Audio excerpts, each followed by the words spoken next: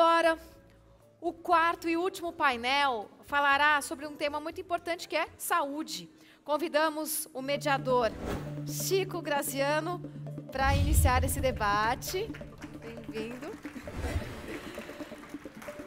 Convidamos também o secretário da Agricultura, Arnaldo Jardim.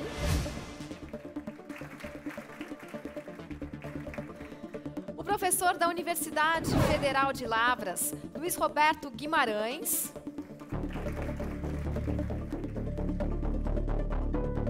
A gerente-geral do CREM, Gisela Solimos.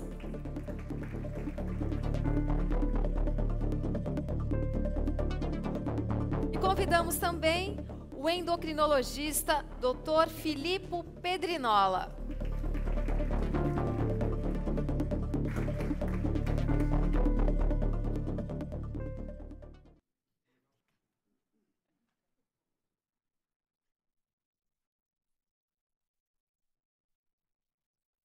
Boa tarde a todos.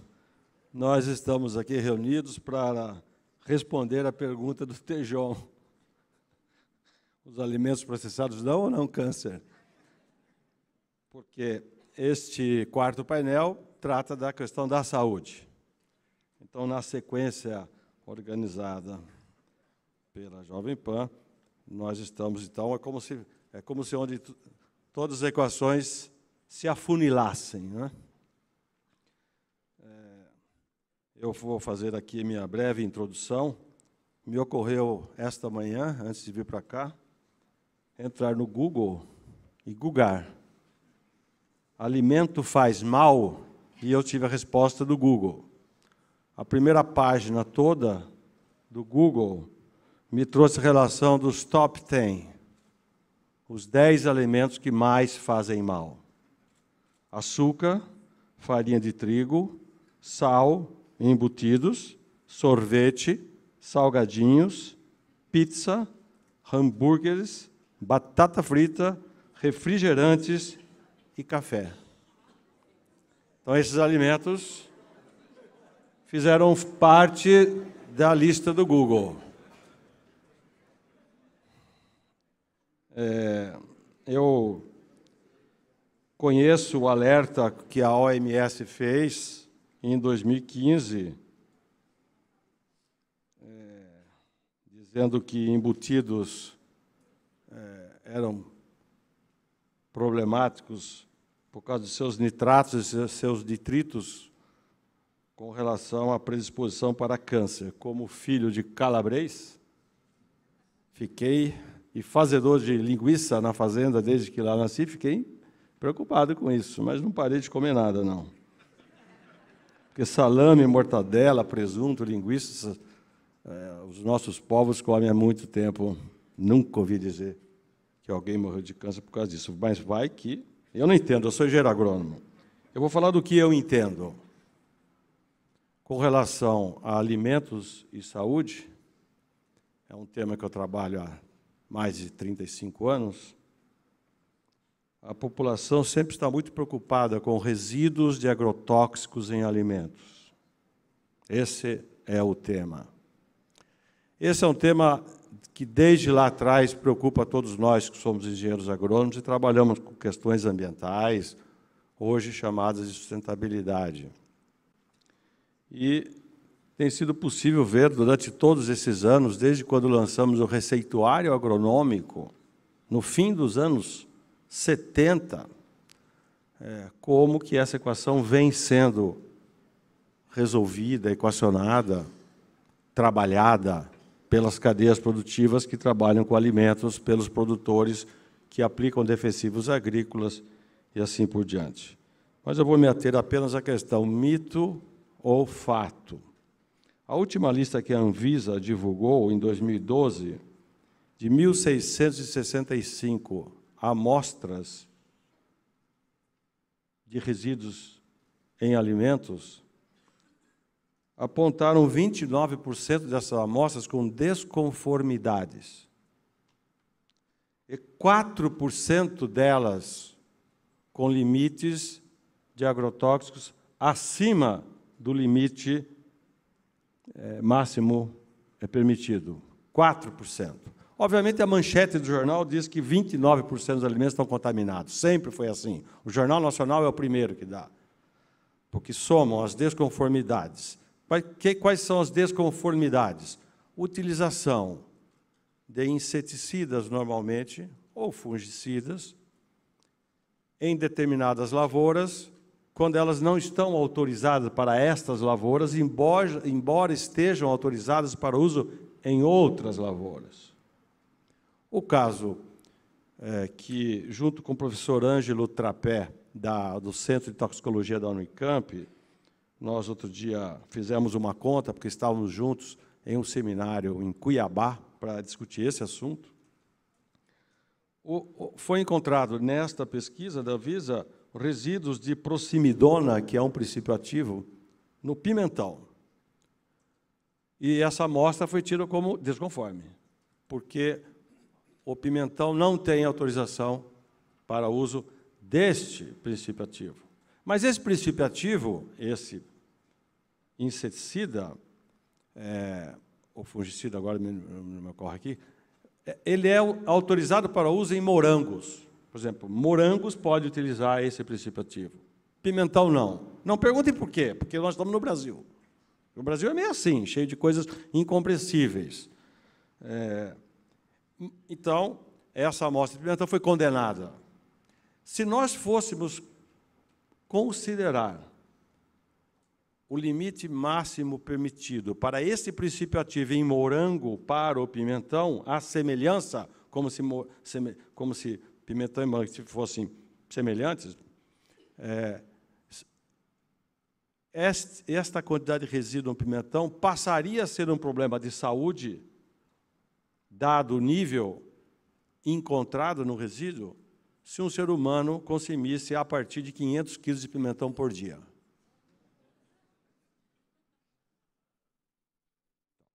Se consumido 500 quilos de pimentão por dia, realmente passaria a ser. Essa é a razão pela qual, quando a Anvisa ou os órgãos governamentais divulgam a lista, nunca falaram para alguém, deixe de comer. Embora muita gente tenha esse temor e pare de comer morango, pimentão, ou sei lá o quê. Então, é muito importante o mote deste evento. O que é fato, o que é mito. Existem resíduos? Sim, existem. O quanto eles são um verdadeiro problema depende da dose, depende da consideração, etc. Então, eu acho que esse rigor da informação é importante, e, por esse motivo, eu fiquei assanhado quando, no painel número 2, perguntaram aqui ao Caio Carvalho, que não soube responder, se a agricultura familiar responde 70% da produção de alimentos do Brasil. E eu logo googlei o trabalho do professor Rodolfo Hoffmann, que é da Exalc e da Unicamp, onde ele, feitos estudos, mostrou que são 25% dos alimentos do Brasil advêm da chamada agricultura familiar. E como ele é um economista ligado ao PT, isso foi um artigo científico respeitado, embora tivessem pedido para ele não publicar. Porque estamos no Brasil. Então, com essas provocações, eu que recebo aqui o Arnaldo Jardim, secretário de Agricultura, o professor Luiz Roberto de Lavras, a Gisela, do Centro de Recuperação e Educação Ambiental, e o Filipe, que é endocrinologista da Medicina da USP. E eu, sinceramente, acho que eu deveria começar perguntando quem de vocês é capaz de responder: alimentos processados causam ou não câncer?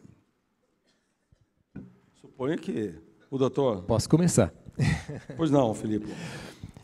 Primeiro, gostaria de agradecer ao gentil convite feito pela Jovem Pan, em especial a Tutinha, o Carlos Aros, pela grandeza do evento e ter a oportunidade de estar aqui participando junto a pessoas tão ilustres e formadoras de opinião. E eu vou dizer que eu, como médico endocrinologista, uma das coisas que eu vejo mais frequentemente no consultório, e a primeira parte da minha consulta acaba sendo sempre o quê? Desmistificação, por causa da pseudociência que está aí. Então, a gente chama de pseudociência tudo isso que a gente vê, desde o Dr. Google até essa mídia digital, muitas coisas que as pessoas vêm já com isso pronto. Tem um lado bom, porque realmente as pessoas estão muito mais informadas sobre o assunto, mas a gente vê muito dessa tal de pseudociência. E então, na verdade, o câncer não é uma doença. O câncer são mais de 200 tipos de câncer que existem. Então, cada tipo de câncer tem as suas peculiaridades. Todos eles partem de uma alteração no nosso DNA causada por algum motivo. E, com isso, as células passam a se multiplicar de uma forma desordenada e dá origem, então, a esses vários tipos de câncer. Várias coisas estão ligadas a isso, desde a genética, porque a gente já nasce, infelizmente, com centenas de oncogenes, que são os genes que, uma vez ativados, vão dar origem ao câncer. Mas esses proto-oncogenes, eles estão quietinhos lá. Tem que ter alguma coisa que vá lá e ative esses genes de forma que eles se manifestem. Então, o que faz isso? Alimentação, sem dúvida, falta de movimento, atividade física, o cuidado com o emocional, porque a gente sabe que cuca é tudo, né? Então tem uma relação direta com o nosso sistema imunológico, o estresse que a gente vê hoje em dia. Então as pessoas que estão estressadas cronicamente, e isso é uma coisa muito frequente nos dias de hoje, por causa dessa vida corrida e cheia de informações que a gente tem. E o estresse, a gente sabe que o estresse aumenta o cortisol. E o cortisol, que é a cortisona, faz as pessoas engordarem. E quando vira crônico, já que o estresse foi feito para ser agudo, ele se torna tóxico.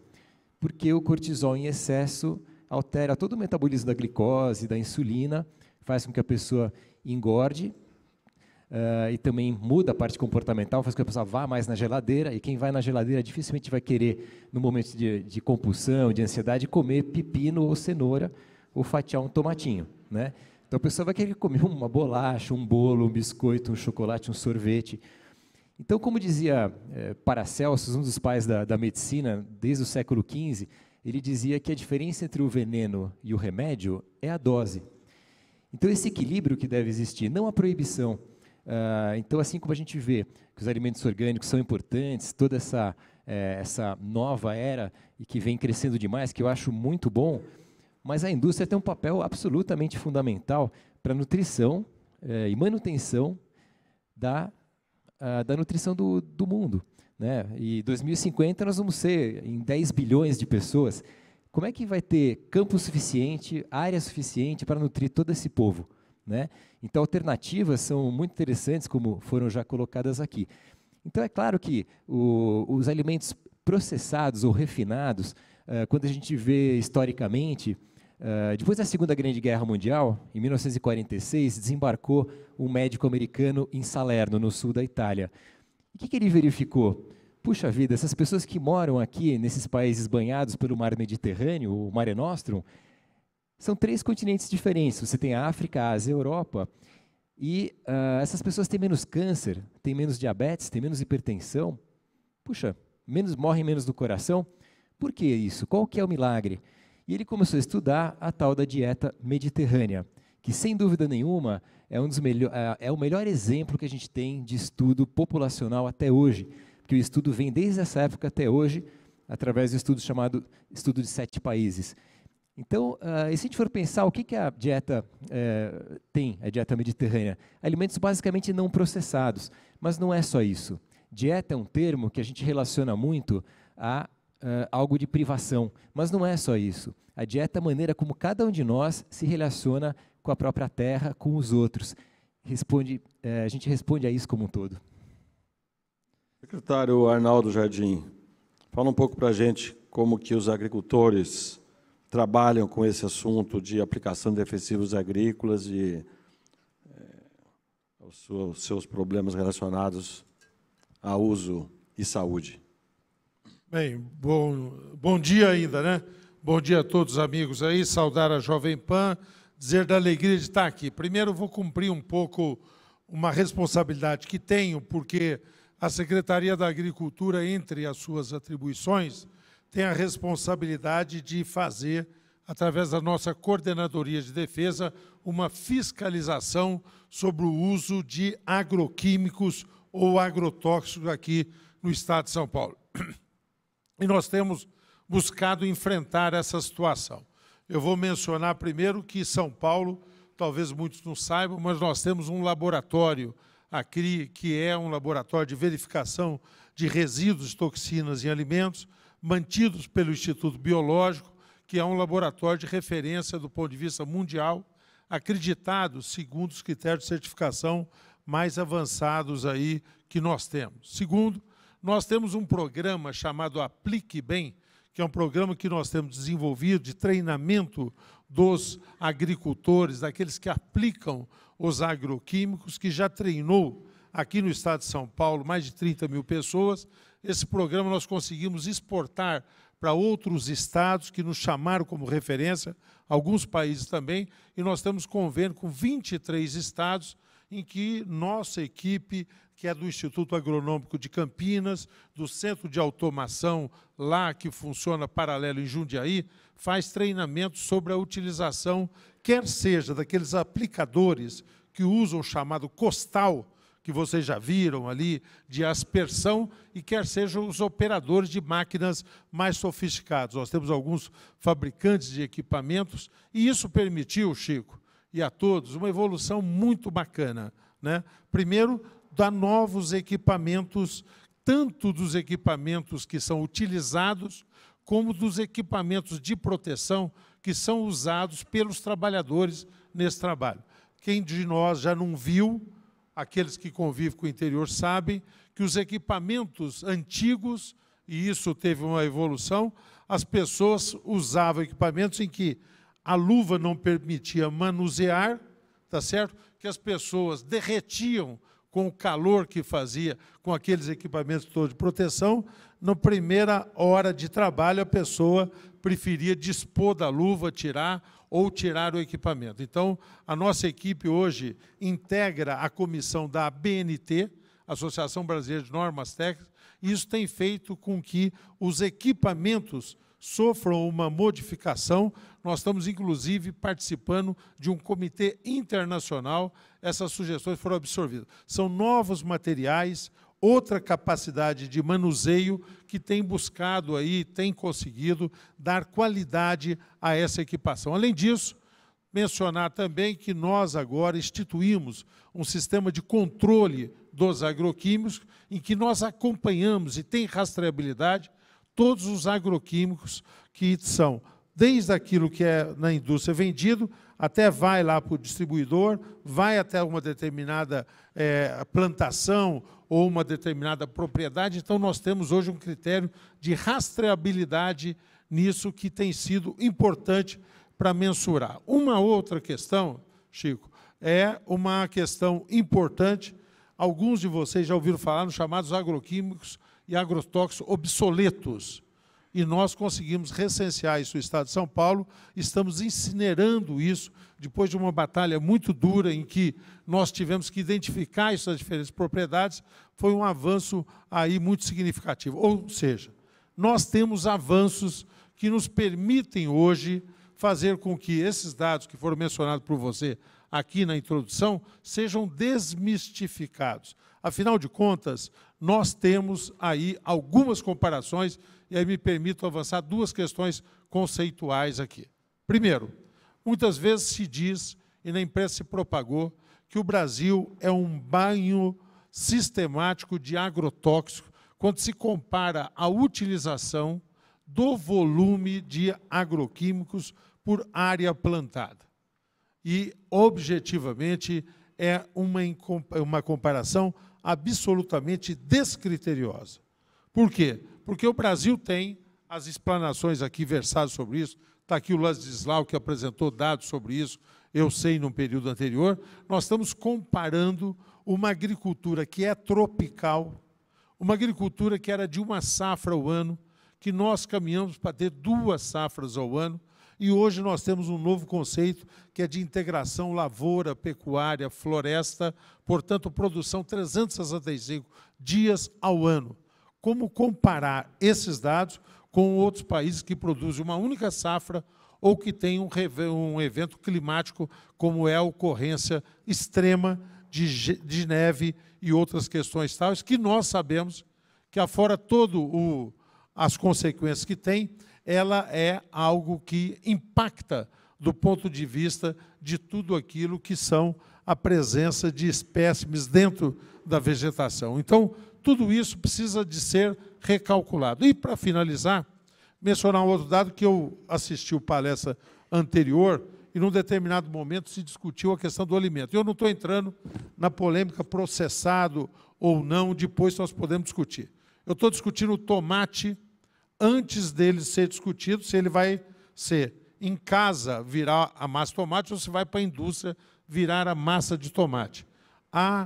O item alimento no Brasil, há 20 anos atrás, dados do IBGE, era responsável pelos custos de 26% do orçamento familiar.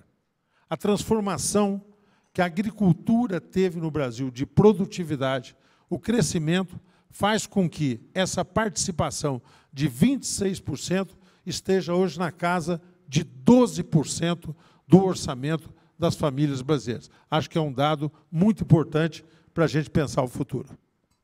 Obrigado, Arnaldo. Gisela Solimos é a gerente do Centro de Recuperação e Educação Nutricional. O alimento faz mal ou são as pessoas que comem errado? Acho que as duas coisas são iguais, né? Qualquer coisa que a gente use de uma forma equivocada nos faz mal. Eu estava pensando sobre... Eu trabalho com má nutrição primária já há muito tempo. E eu queria trazer alguns fatos, né? Eu acho que os problemas que a gente está tratando aqui são muito complexos. E eu queria ampliar um pouco a discussão. Um fato é que, segundo a pesquisa POF, que já foi citada aqui, de 2008 e 2009, quase 50% das crianças de 5 a 9 anos estão com sobrepeso e obesidade.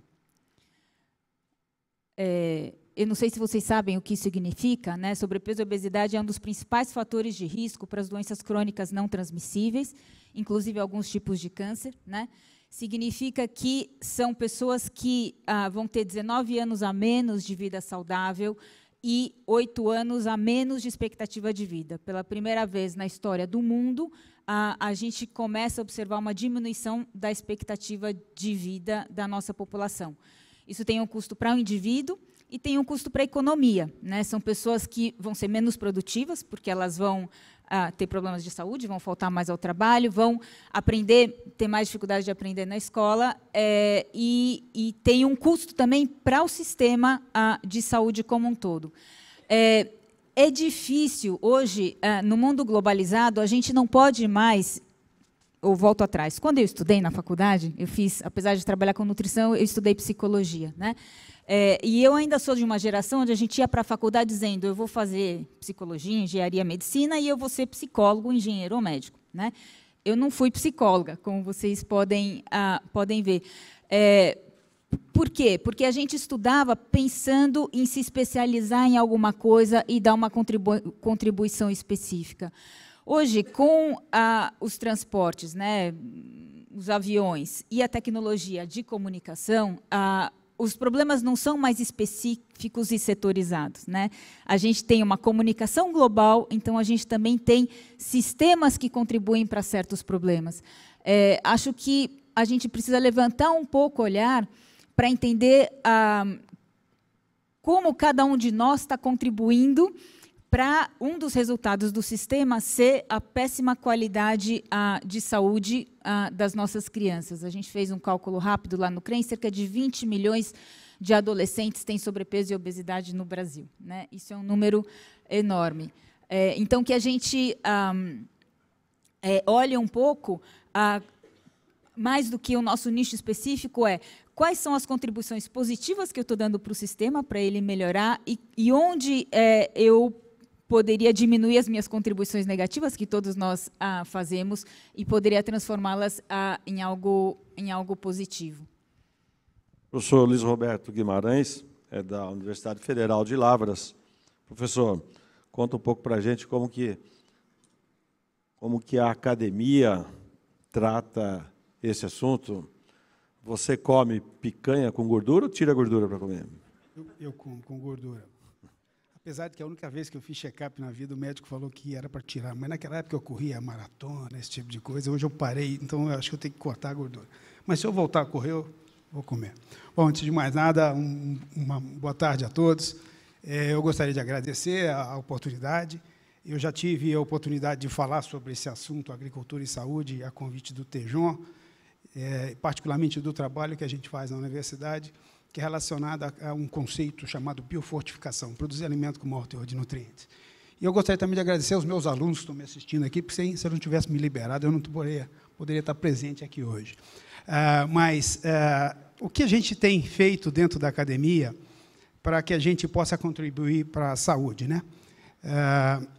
Eu tenho um grande médico amigo meu que diz que nós, agrônomos, temos que cuidar da saúde, porque médico não gosta de saúde, médico gosta de doença. É verdade ou não? Verdade. Bom, então nós estamos fazendo a nossa parte, né? Na verdade, eu quero fazer minha fala aqui e tentar desmistificar duas coisas que foram colocadas aqui antes.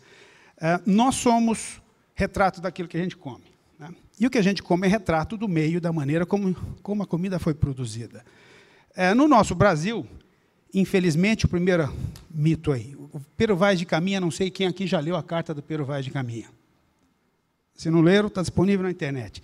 Eu procurei, não achei em nenhum lugar essa história de que ele falou que a terra era chã e dadivosa e que nela se plantando tudo dá.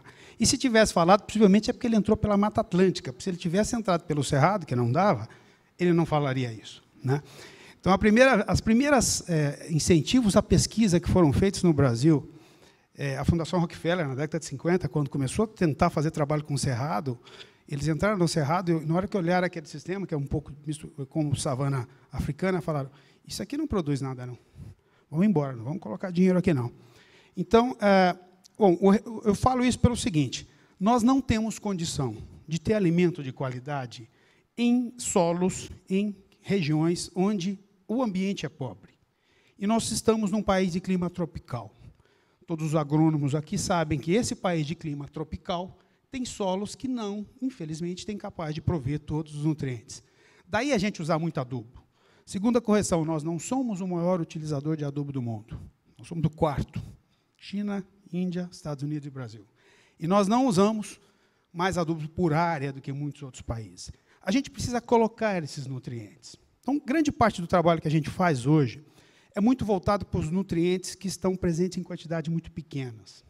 Alguns deles são essenciais para uma planta crescer, então é fácil você conseguir convencer um agricultor a colocar o zinco, por exemplo.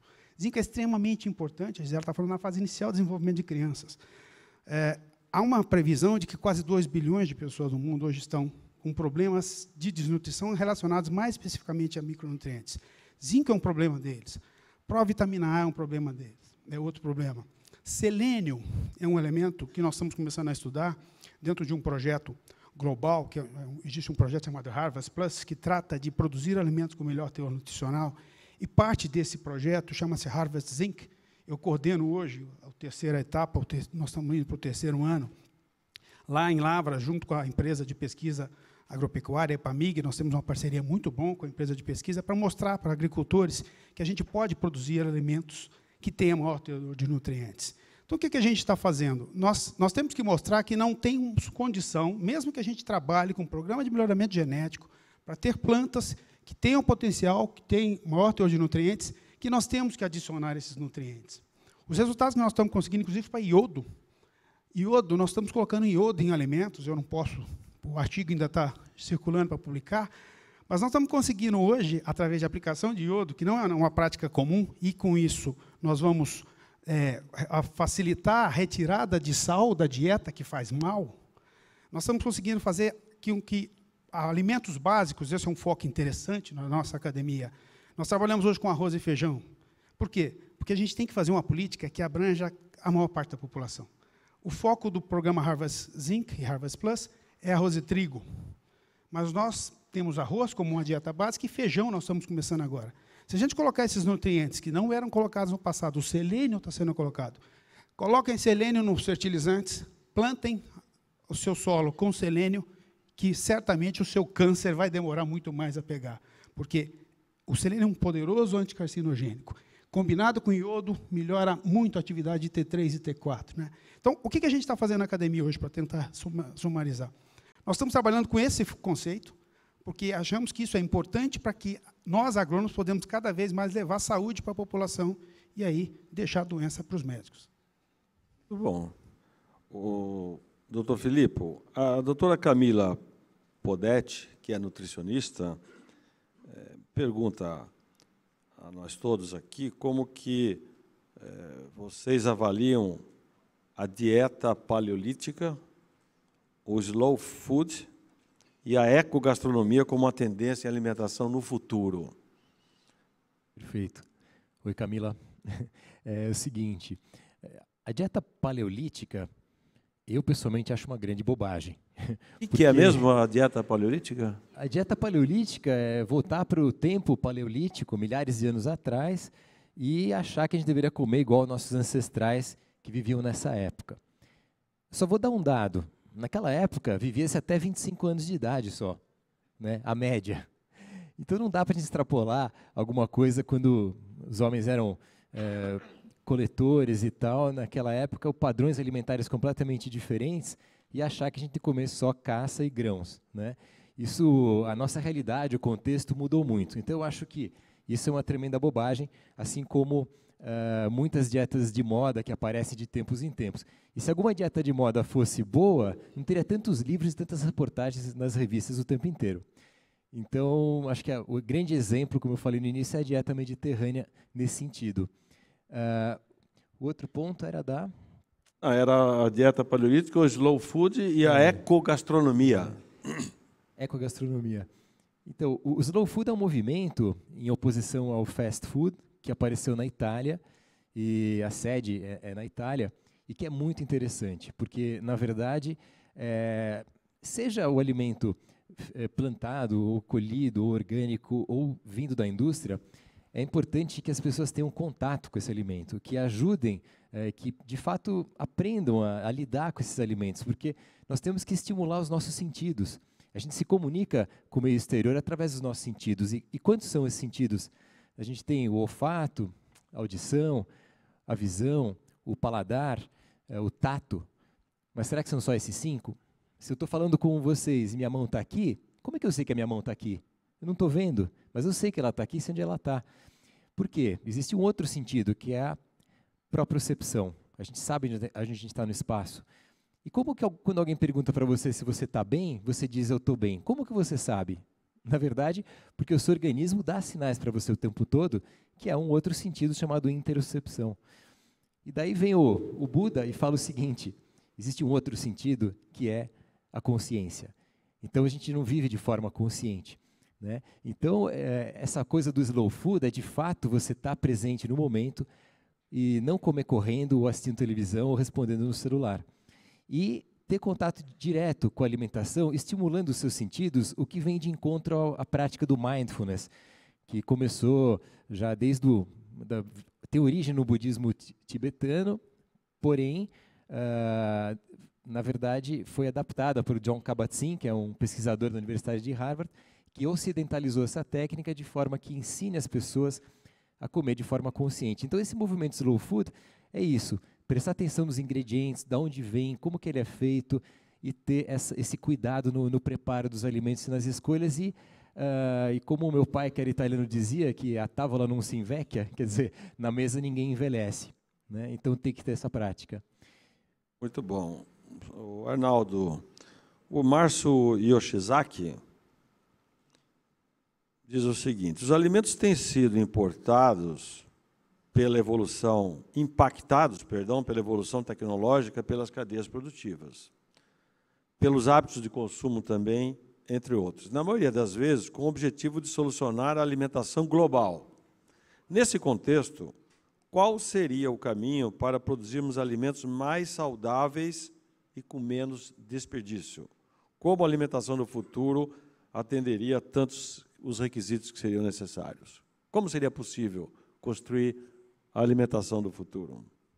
Bem, eu acho que ao longo aqui dessa manhã todas, ideias muito valiosas foram colocadas nesse sentido aqui, né? Eu, uma parte delas assisti, outras fiquei sabendo aqui pelas questões. Márcio, vou colocar alguns pontos que eu acho que são... Eu fui convidado até pela produção, Chico, para fazer depois um arremate final aqui nesse assunto. Então, talvez seja mais oportuno eu fazer ao final essa consideração. Que deve ter sido encaminhada a você, não está assinada, e nem dizendo que é a você, mas só pode ser. Quantos fiscais são responsáveis pela fiscalização do uso de agrotóxicos no Estado? São muito poucos. O nosso quadro da CDA é um quadro muito restrito. Nós temos 370 que integram a coordenadoria como um todo. Especificamente para a área de agroquímicos, nós temos um contingente pequeno, que é de 30 funcionários. E isso não vai ser modificado, tá certo? Ninguém de nós acredita que nós vamos ter condição de botar um fiscal em cada uma das propriedades ou dando incertas por aí no que diz respeito ao controle físico disso que se faz, né? Nós vamos fazer isso pelo controle por meio eletrônico, que eu estabeleci aqui, eu mencionei aqui, que é pela rastreabilidade daquilo que se faz, e por convênios para você averiguar na ponta aquilo que é exatamente os resíduos de toxinas. Quais os convênios nossos que já estão aí em andamento e que nós aí estamos botando para andar? Primeiro, com o SEASA de Campinas, segundo, com o CEAGESP daqui de São Paulo, numa fase inicial de implantação, com o CRAISA, lá de São Caetano. E nós temos estimulado muito parcerias, porque isso dá conta de um Estado que tem limite do ponto de vista de funcionários e que nessas parcerias consegue ampliar a sua possibilidade de fiscalizar, de acompanhar. Aqui, por exemplo, nós temos como empresa chamada Broto Legal, que ela sistematicamente, é um convênio que já existe desde 2006, ela submete a cada uma das partidas que vai embalar uma análise do nosso laboratório, que rejeita algumas quando estão desconformes, como disse o Chico, embora até pudesse ser discutido, mas nós somos rigorosos com relação ao termo de legislação, e outras, obviamente, estando dentro das normas, são autorizadas, ou seja, são caracterizados como livres de quaisquer resíduos de toxina. Isso recebe uma chancela que depois ele usa na embalagem. Portanto, essa atestação, nós acreditamos que é um caminho para o futuro no que diz respeito a um processo em que menos uma ação do Estado de fiscalização, porque isso deverá ocorrer em casos pontuais e excepcionais, não há condição de se pensar no Estado que faça de uma outra forma, e muito num processo também de autorregulação com os setores fornecedores de alimento. Gisela, talvez você consiga responder ao Adriano Constantino, porque ele pergunta se é mito ou fato que essas medidas normalmente recomendadas para eliminar agrotóxicos, resíduos de alimentos, são eficazes, como, por exemplo, botar em bicarbonato de sódio, vinagre, tintura de iodo, usar esponja vegetal e água, funciona ou não? Não sei. Essa, eu não... Aí você responde. Eu acho que é um mito ou um fato que não sei se é a mesma... Talvez o senhor. Agora. Então, diga um pouco mais sobre como que vocês trabalham lá o conceito do alimento saudável para a gente. Então, eu acho que estava pensando sobre todo esse problema, né, da saúde, da obesidade, como ter uma vida saudável. Como eu dizia, é um problema sistêmico que tem a ver com vários fatores. Tem a ver com a vida na cidade, com a falta de atividade física, né? Por exemplo, as crianças que a gente atende no CREM, no Centro de Recuperação e Educação Nutricional, que tem obesidade, elas têm cerca de 8 horas dia de tela, né? Qualquer tipo de tela, televisão, computador, tablet ou smartphone, né? Para um menino de 10, 12 anos, né, que deveria estar, ou até menores.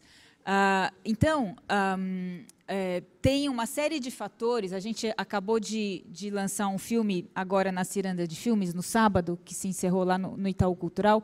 Ele vai ficar ainda em exibição por mais um mês no Itaú e depois vai estar numa plataforma eletrônica que eu acho que explora bastante a complexidade desse problema, né? Como a gente mantém a nossa saúde em grandes centros urbanos, né?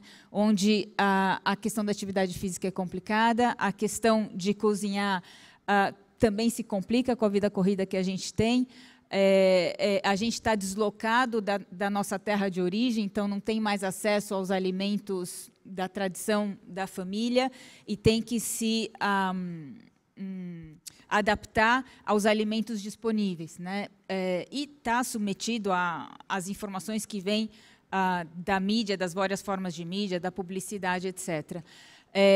Trata-se de um processo complexo, como eu dizia, onde cada um dos atores tem um papel, né? Desde os alimentos que estão disponíveis para a gente consumir, se eu tenho acesso a alimentos frescos ou não, se eu tenho tempo para comprar e processar esses alimentos, e se eu tenho conhecimento, né? Muitas vezes, as famílias que chegam para nós não têm esse conhecimento, né? A gente vem de uma tradição muito rica em termos de alimentação, nosso arroz e feijão, né? O professor dizia, é uma dieta muito rica, então nós nunca nos preocupamos em nos nutrirmos, né? A gente sempre se preocupou em saciar a fome. Hoje, isso não é mais verdade. Saciar a fome não nos dá saúde, né? Porque a gente tem que saber escolher os alimentos. E aqui é que a coisa se torna complexa. E a gente trabalha, então, muito em educação. Educação a partir de vivências, né? Oficinas, educação nutricional, educação em escolas. Mas eu acho que tem várias ferramentas educativas, inclusive publicidade, educação, filmes são educativos, né?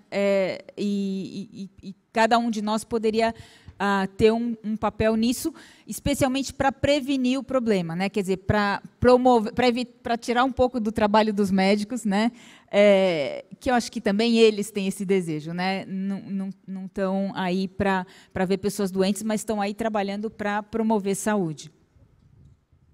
Bom, há uma pergunta que foi endereçada ao doutor Filipe, mas como ela foi feita por um engenheiro agrônomo, Júlio Lautert, eu vou direcioná-la ao engenheiro agrônomo, ao professor da Federal. Os produtos transgênicos fazem mal à saúde ou não? Causam câncer? Eu respondo, Felipe? Eu respondo? Quem quiser. Começa por você. Eu não creio. Não creio. Nós temos órgãos que regulam isso. A pesquisa com transgênicos já tem mais de 30 anos. Um exemplo que agora eu vou buscar para a saúde, então. Quem conhece o arroz dourado, que é um arroz que tem alto teor de provitamina A? Ele é transgênico. Foi uma iniciativa fantástica feita para tentar resolver um grande problema de saúde que existe na África, com crianças, que pode, em grau muito extremo, levar até a óbito, e que é resultado de transgenia. Isso é um exemplo de que, como o colega Berger, da Monsanto, disse, que a regulação gênica, a transformação de genes, ela pode ser um aliado fantástico na produção de alimentos de melhor qualidade. E é muito importante que a gente pense que isso tem que ser feito pesquisas. Eu vou puxar a nossa sardinha aqui, o colega Ladislau já falou. Nós temos que incentivar que pesquisas nessas linhas sejam feitas. Muito embora eu tenha dito que nós não consigamos tirar selênio, zinco, as plantas têm deficiência grande de levar zinco para a parte aérea, com transgenia a gente consegue mudar esses aspectos. Então, para responder a pergunta friamente, a transgenia, eu não acredito de forma alguma, e não há nenhuma evidência de mais de 30 anos de trabalho que ela leve a isso. É uma proteína que foi colocada ali, certo? E o princípio é totalmente diferente. Eu acho que ela pode ser uma grande aliada, particularmente se nós, universidades, institutos públicos de pesquisas, pudermos fazer pesquisa com transgenia para fazer com que os alimentos fiquem mais nutritivos, caso do arroz dourado.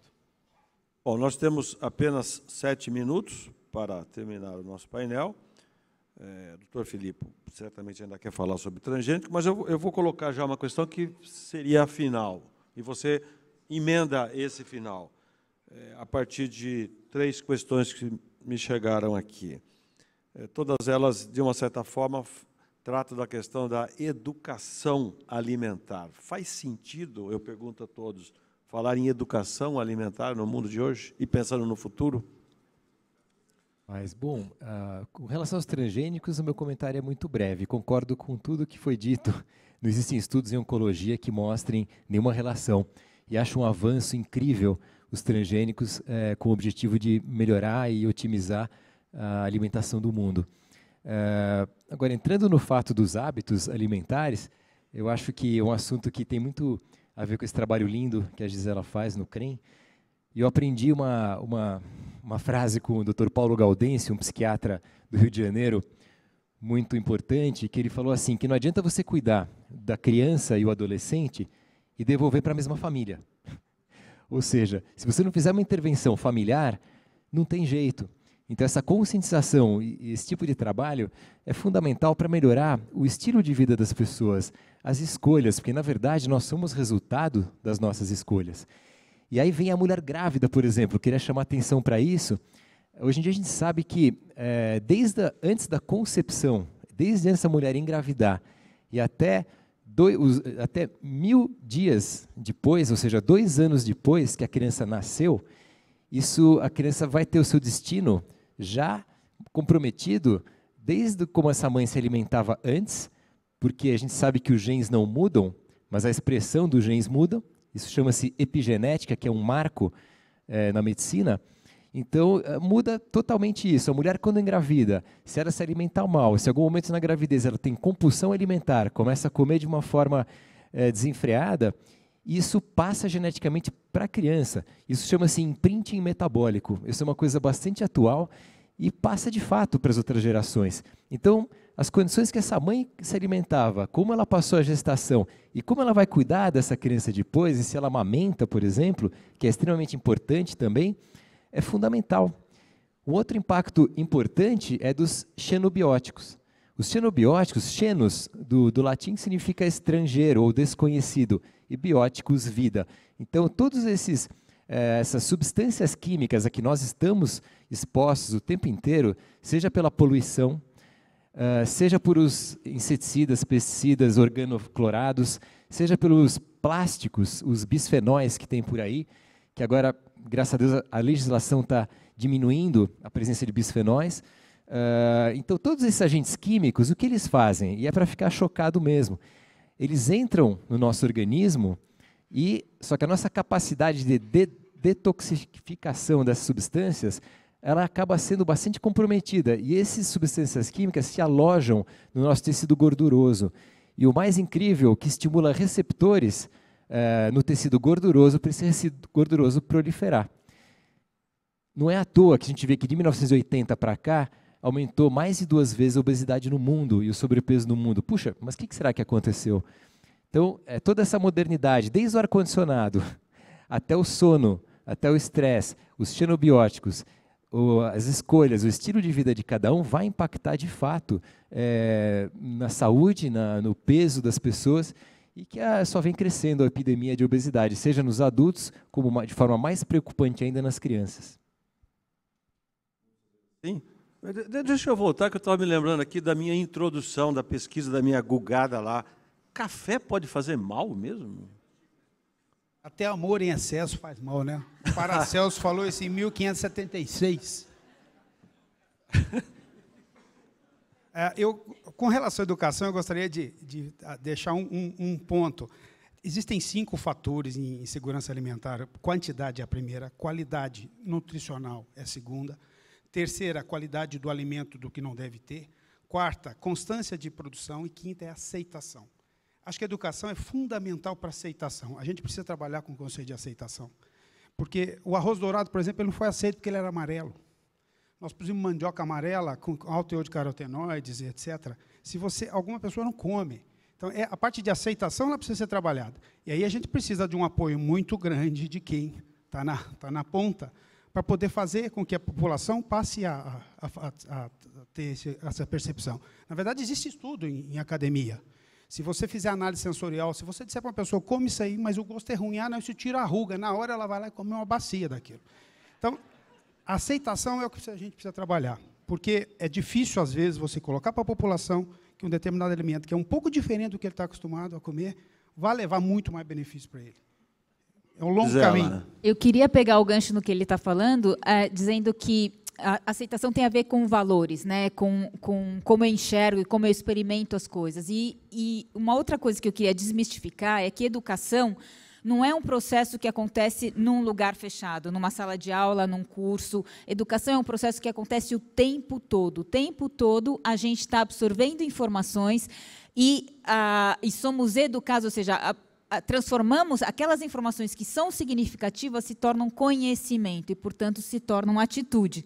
Né? Então, se eu tenho um produto para eliminar a ruga, né, e ruga, para mim, é um não valor e eu quero me livrar delas, então isso tem uma influência gigantesca. Né? Por isso, inclusive uma empresa, como ela é montada e como estão dispostos os móveis, isso é uma ação educativa em relação aos seus colaboradores. Eu acho que é uma excelente pergunta, uma excelente provocação de nós nos perguntarmos como líderes, imagino aqui tem muitos líderes presentes, as ações que a gente está realizando, que mensagem elas estão transmitindo e como elas estão contribuindo para um processo educativo positivo para a promoção de hábitos de vida saudáveis. Bom, nós praticamente finalizamos o nosso tempo. Como o secretário Arnaldo Jardim fará o encerramento, eu vou lhe tolher a palavra agora, para cumprirmos rigorosamente o horário. Ficou claro aquilo que é óbvio.